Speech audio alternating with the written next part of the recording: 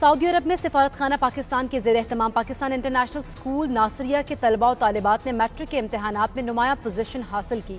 بچوں کی حوصلہ افزائی کے لیے تقریب منعقد کی گئی، جس میں سفارتی عملے سمیت اسکول کے اسٹاف نے شرکت کی۔ سعودی دارالحکومت ریاض کے پاکستان انٹرنیشنل اسکول ناصریہ کے طلباء و طالبات کی جانب سے فیڈرل بورڈ کے میٹرک کے امتحانات میں 20 طلباء و طالبات نے نمایاں نمبرز کے ساتھ پوزیشنز حاصل کی، جن میں پہلی پوزیشن موحد منصور نے 1100 میں سے 1083 نمبر لے کر حاصل کی۔ مومنہ ناصر نے 1079 نمبر لے کر دوسری پوزیشن حاصل کی ہے۔ اسی طرح محمد احمد باجوہ، اریبہ ظہیر، ثاقب حیات ارتضیٰ خالد سمیت دیگر ہونہار بچوں نے بھی امتیازی نمبرز حاصل کیے ہیں۔ میری کامیابی میں سب سے پہلے اللہ تعالیٰ کی مدد کا حصہ ہے، اس میں والدین کا بھی حصہ ہے اور اساتذہ کرام نے بھی میری بہت مدد کی۔ میں نے 1079 مارکس آبٹین کیا آؤٹ آف 1100 ان SSC۔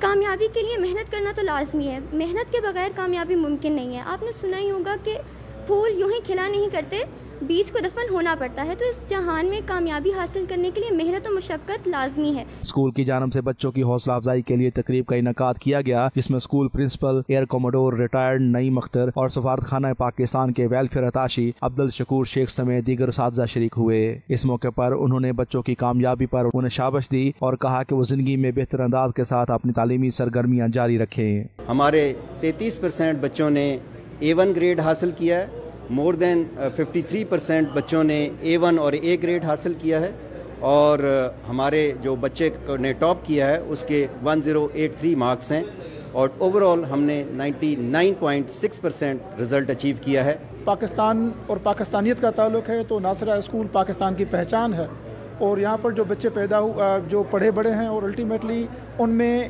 یہ پڑھائی کے علاوہ پاکستانیت کا جذبہ بھی اجاگر کیا گیا ہے، اور یہ میں کہتا ہوں کہ دیار غیر میں ہونے کے باوجود یہ پیور پاکستانی بچے ہیں، جہاں بھی جائیں گے انشاءاللہ پاکستان کا نام کیری کریں گے۔ تقریب سے وائس پرنسپل پروفیسر رفیق گوہر سمیت دیگر اساتذہ نے بھی خطاب کیا۔ ان کا کہنا تھا کہ پاکستان انٹرنیشنل اسکول کے طلباء و طالبات نے تاریخی کامیابی حاصل کی ہے، ان کی کوشش ہے کہ اس تسلسل کو قائم رکھا جائے۔